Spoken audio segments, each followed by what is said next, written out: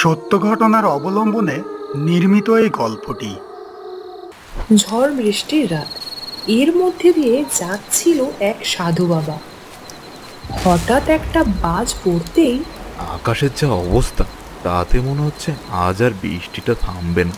এই বৃষ্টি আর অন্ধকারের মধ্যেও এগোতেও পারবো না। আজ রাতটা যদি থাকার একটা জায়গা পেতাম তাহলে বেশ ভালোই হতো। যাই, একটু এগিয়ে দেখি থাকার কোনো ব্যবস্থা করা যায় কিনা। এইটা বলে কিছু দূর গিয়েই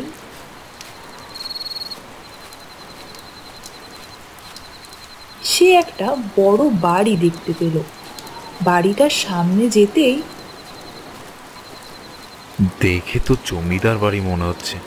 যাক, আজকের রাতটা মাথা গোঁজার জন্য একটা ঠাঁই তো পাওয়া গেল। যাই দেখি কাউকে পাই কিনা। এরপর সাধু বাবা বাড়ির বড় দরজায় টোকা দিল।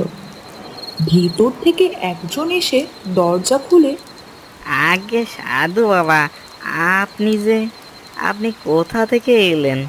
আসলে বাবা, আজকে বৃষ্টিতেই আটকে পড়েছি। যদি একটু থাকার ব্যবস্থা করা যেত তাহলে ভালো হতো। তাকে জমিদার বাবুর কাছে নিয়ে গেল। আগে বাবু, এ সাধু বাবা এসেছে, দেখুন তো। সাধু বাবা যে, আপনার জন্য কি সাহায্য করতে পারি আপনি শুধু বলুন একটিবার। বাবা, বড্ড বিপদে পড়ে এসেছি। আজ রাতটুকু কি আপনার এখানে থাকার আশ্রয় মিলবে?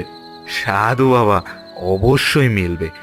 আপনার মতো একজন মানুষ যে আমার বাড়িতে এসেছে, এটা তো আমার সৌভাগ্য। আসুন আসুন। এরপর জমিদার একজনকে ডেকে বলল, ভোলা, এই ভোলা, এদিকে আয়। আগে বাবু, আমাকে ডাকছেন নি? হ্যাঁ, এ নিয়ে আমার অতিথি। আজ রাতটা এখানেই থাকবেন। অতিথিশালার সব থেকে ভালো ঘরটা ওনাকে দিবি, বুঝলেই?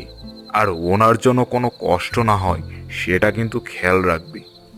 এরপর ভোলা সাধু বাবাকে সাথে নিয়ে অতিথিশালার একটা ঘরে নিয়ে গেল।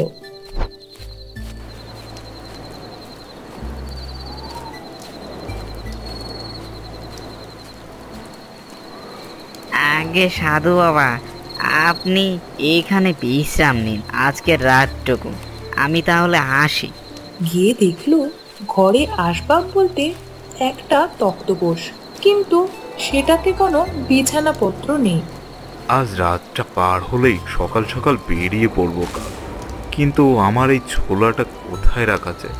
এটাতে যে একটা মূল্যবান জিনিস আছে। এই তো পেয়েছি পেয়েছি, এখানেই ঝুলিয়ে রাখি। এই বলে সে তার ঝোলাটা জানালার সাথে ঝুলিয়ে রাখলো। ওদিকে জমিদার বাবু মনে মনে ভাবলো, যাই, সাধু বাবাকে একবার দেখে আসি কোনো কিছু লাগবে কিনা। এই সুযোগে তার সাথে একটু কথাও বলে আসা যাবে। যাই যাই।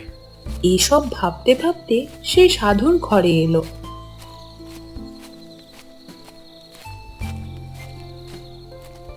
এসে দেখলো সাধু বাবা তো ঘুমিয়ে আছে। না, আর ডাকা যাবে না।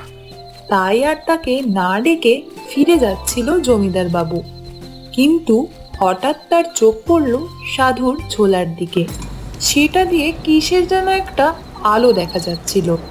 আরে, ওখানে ওটা কিসের আলো দেখা যাচ্ছে? গিয়ে দেখি তো একবার। যাই যাই, দেখে আসি ব্যাগের মধ্যে কি আছে।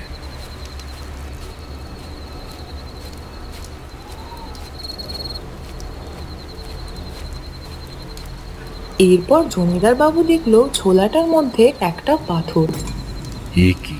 এটা সোনা হলো কি করে? তাহলে কি এটা জল পড়ে সোনায় রূপান্তরিত হয়েছে? দেখি এই ছোলার মধ্যে কি এমন মূল্যবান জিনিস রয়েছে যেটাতে কিনা এই সব হচ্ছে। সেই পাথরটা হাতে নিতেই দেখলো সেটা দিয়ে জল পড়ছে, আর সেই জলটা যেখানে পড়ছে সেখানে একটা করে সোনার বল দেখা যাচ্ছে। এই দেখে জমিদার এটা কি করে সম্ভব? আমি কি স্বপ্ন দেখছি নাকি এটা সত্যি? এটা নিশ্চয়ই কোনো জাদুর পাথর হবে। কিন্তু সাধু বাবার কাছে এটা তো থাকা মানায় না। এইরকম জাদুর জিনিস আর আশ্চর্য জিনিস থাকবে আমার কাছে। আমার জমিদারি দিয়ে তো একটা শোভা পাই। সাধু বাবা ঘুম থেকে ওঠার আগে আমাকে এটা নিয়ে এখান থেকে চলে যেতে হবে। এরপর জমিদার সেই আশ্চর্য পাথরটা নিয়ে সেখান থেকে চলে গেল আর নিজের ঘরের সিন্ধুকে সেটা লুকিয়ে রাখলো। পরের দিন সকালে সূর্যটা উঠে গিয়েছে, এবার আমাকেও বেরিয়ে পড়তে হবে। যাওয়ার আগে একটু জমিদার বাবুর কাছ থেকে একবার বিদায় জানিয়ে আসি। এই বলে ছোলা হাতে নিতেই এ কি, এটা তো আমার মাথার কাছে রেখেছিলাম, কিন্তু এখন খালি খালি মনে হচ্ছে। এ কি, আমার পরশ পাথরটা গেল কোথায়? দেখছি না তো। এরপর সে দরজার দিকে তাকাতেই দেখলো দরজাটা খোলা। তার আর বুঝতে বাকি রইল না যে কেউ একজন এসেছিল এই ঘরে, আর সেই নিয়েছে তার পাথরটা। এতে সে খুবই রেগে গেল। তখনই সে গেল জমিদার বাবুর কাছে।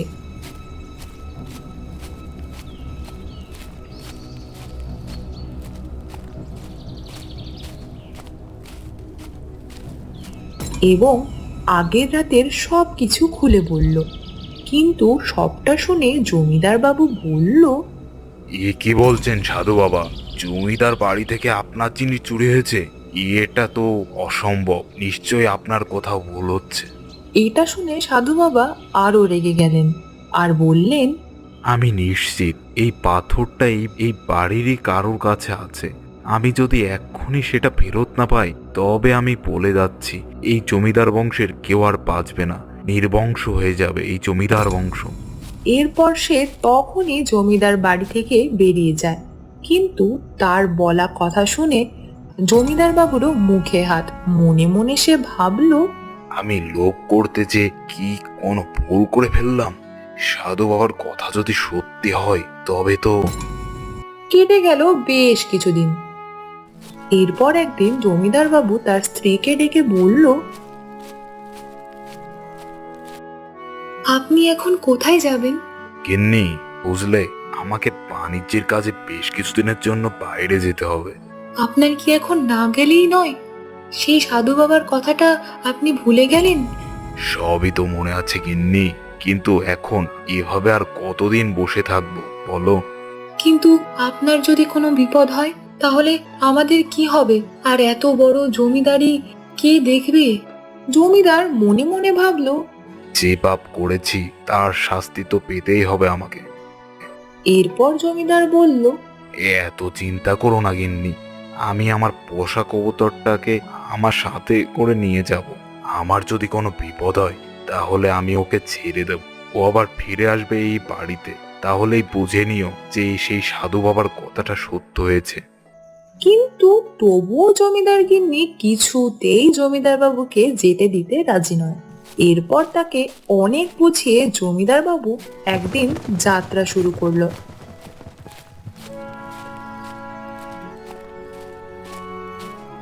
এরপর 2 মাস কেটে গেল, কিন্তু তার ফেরার কোনো নাম নেই। জমিদার গিন্নি সেই চিন্তায় খাওয়া দাওয়া ছেড়ে শয্যাশায়ী অবস্থা। জমিদার বাড়িতে আর আগের মতো হইচই হয় না। কিন্তু বিপত্তি ঘটলো এক কবুতরকে নিয়ে। কোথা থেকে যেন একটা পায়রা এসে বসলো জমিদার বাড়ির রেলিংয়ে। এই দেখে ভোলা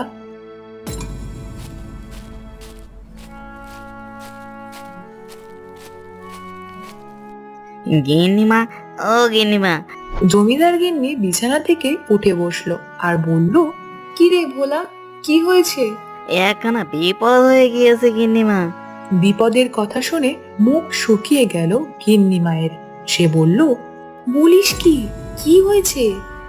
আগে বাবু যে কবুতরের কথা বলছিল সেটা বারান্দায় চলে এসেছে। এখন কি যে করি গিন্নিমা?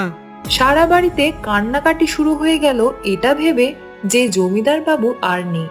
পরের দিন জমিদার গিন্নি এক অদ্ভুত সিদ্ধান্ত নিল। সে মনে মনে ভাবল, উনি যখন চলে গেলেন তাহলে জমিদারি অর্থ সম্পত্তি দিয়ে আর কি হবে? আমিও তো আর বেশি দিন বাঁচবো না, আর আমি চলে গেলে ছেলে মেয়েগুলোর কি হবে? তাই আমরা সবাই মিলে ওনার ওই শখের পুকুরটাতে আত্মবিসর্জন দেব। যে ভাবা সেই কাজ। পরের দিন জমিদার গিন্নি বাড়ির সবাইকে নিয়ে গভীর পুকুরটাতে লাফ দিল। দুদিন পর জমিদার বাবু আর তার পায়রাটা এসে দাঁড়ালো।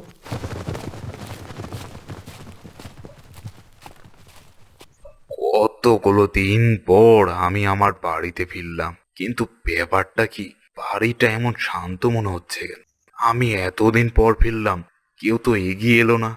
যাই, ভেতরে গিয়ে দেখি এত শান্ত পরিবেশ কেন। এরপর সে সারা বাড়িতে খুঁজেও কাউকে পেল না। হঠাৎ তার চোখ পড়ল রেলিং এর উপর বসে থাকা পায়রাটার দিকে। চোখ পড়তেই সে চমকে উঠল। তার আর বুঝতে বাকি রইল না যে তার স্ত্রী আর অন্য সবাই পায়রাটাকে দেখে ভেবেছে তিনি হয়তো আর বেঁচে নেই। এ কি হলো? আজ আমার এই লোভের কারণে আজ আমার এই দশা। তখন সেই সাধু বাবার কথাটা তার মনে পড়ল। সাধু বাবার কথাটাই সত্যি হয়ে গেল। আজ আমার লোভের জন্যই আমি আজ সব হারালাম। আর এটাও বুঝতে পারলো যে কত বড় পাপ সে করেছে। এরপর কাঁদতে কাঁদতে জমিদার বাবু নিজেও সেই পুকুরে লাফ দেয়। আর এভাবেই লোভের কারণে শেষ হয়ে গেল পুরো জমিদার বংশ। তো বন্ধুরা, কেমন লাগলো আমাদের আজকের এই গল্পটি? ভালো লাগলে অবশ্যই আমাদের চ্যানেলটিকে সাবস্ক্রাইব করে দিও। ধন্যবাদ।